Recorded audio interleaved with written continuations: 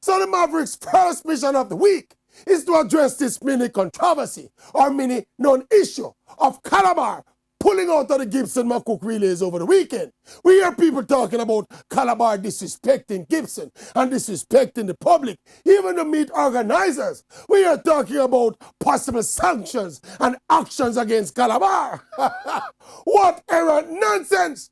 When since Gibson relays turned compulsory, regardless of the reasons given by Calabar, whether it was, as they say, they are resting their athletes, or it's a kind of reprisal move because KC never sent their strongest team to the Calabar meet earlier in the season. It don't matter. Calabar has the right to attend or not to attend any meet at any stage of the season. There is no rule or law anywhere that states that once an invitation is accepted, them cannot change their mind. All the organizers can do is not to invite Calabar next year.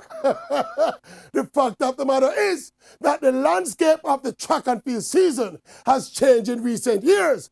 More meets mean more choices for the schools, including the cash incentivized Digital Grand Prix series. It is 100% up to Calabar to determine which meets they do or do not attend. As for the disappointment of the fans, please remember, these are still amateur schoolboys, not professionals or robots or machines.